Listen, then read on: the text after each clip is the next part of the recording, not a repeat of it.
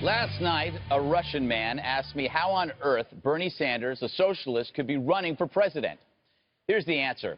Socialists place a blindfold on history, masking its denial of progress and the mess it's made of this world.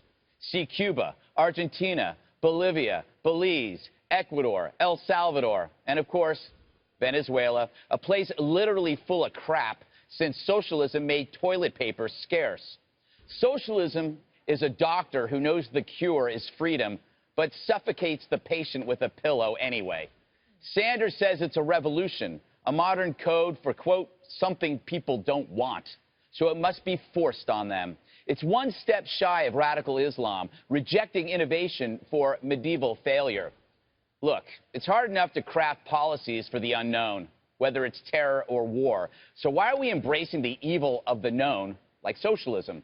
Thank the four horsemen from hell: government, academia, pop culture, and media. They refuse to name the villain of history because they're in bed with it, a villainy that exists on the backs of the rest of us.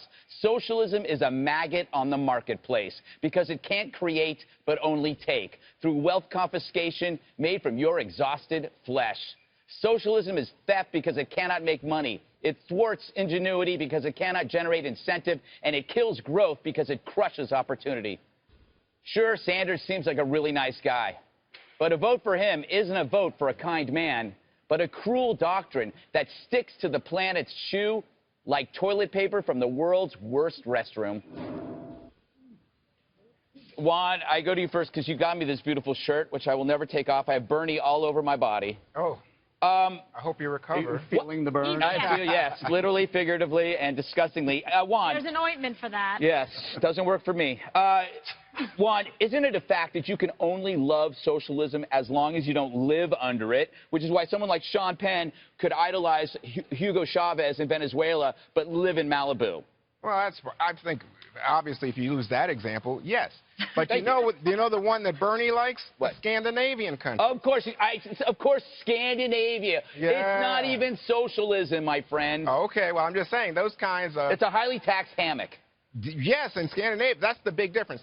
In the Scandinavian countries, they're willing to tax the middle class for these programs that protect people who get ill or fall below the income, become economically disadvantaged. Bernie Sanders is focused on taxing the rich, and I think that's the big difference, and that could be a problem, obviously. It's interesting when you talk about Bernie raising more money than any of the Republicans. Yeah. Most of his money comes in small denominations, small, under 200 bucks. Right. And those are from young people who I think, Greg, want a revolution. Yeah, they want a revolution because they're in student debt, because they didn't think about the money they took out. Eric, if he's raising so much money, a true socialist should share it with the other candidates. Good point. Good point, Greg. You left out a couple. You said Cuba, El Salvador, Bolivia, Venezuela, New York, California. So think about this for 1 second. Bernie Sanders, the socialist, up against Donald Trump, the capitalist. Yeah. This plays perfectly into the GOP's hands. Sure, yeah, I would say so. You have someone representing capitalism, that we built this country on capitalism. Our founders took risks to come over here, start businesses, and built a beautiful country, strong, global power, and we fought off socialists and communist countries. I think this is a great setup for the GOP. Any one of them. You're exactly right. Any one of the That's GOPers why on this panel we are constantly putting down Hillary and building up Bernie. I'm just wondering, you think about movement candidates, like Greg's talking about the energy, and I think back to people, Ralph Nader and the like, and I think all these movement candidates, Ron Paul, remember Ron Paul? Yes.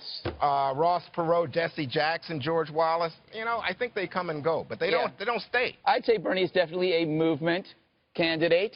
Dana, you know young people. Some say you are a young person. How do we talk to these young people today to remind them of what socialism really is? Well, we might have to make an app.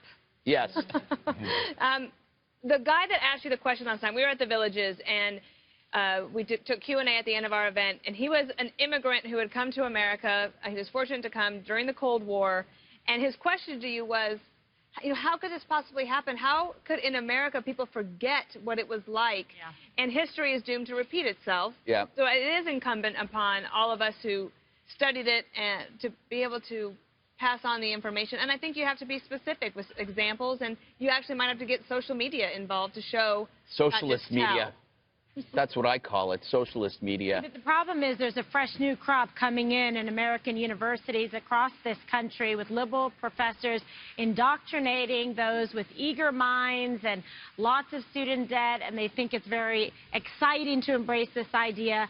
They don't really understand the history behind it, and that's where you're seeing sort of this big enthusiasm bunch up with young people in the universities that's kind of spilling out, and he's been able to tap into that because their memory is not, what we know. Nobody in Venezuela would vote for Bernie Sanders after the hell that they've been through. If you're a young person, you don't know anything about socialism, just read up on Venezuela. It's happened. It's unfolding before your eyes. It's a hellhole. What do you tell people about Social Security? Well, I tell it's your money. Oh, that's right. It is your money. I think it's some of it, but I don't think all of it's. How is that social? No, I'm against Social Security. Oh, now we come to the point. I'm against it, but it's my money. Okay. But I'd rather just say I'm for Social Security amnesty. You can have it. Just stop taking it from me. Bernie Sanders, it's been scored. If all his policies were instituted in 10 years, we'd rack up $19 trillion. Yeah. $19 trillion. Yeah. As much as since day one the country was founded. He would double it. That's why we're lucky you live here. You can help us get out of that hole. Well, he wants to take 90% of your money, and once these kids have to start paying their own bills, they're going to realize. Yeah, he would take the shirt off my back. Yes, he would. Very good. All of the other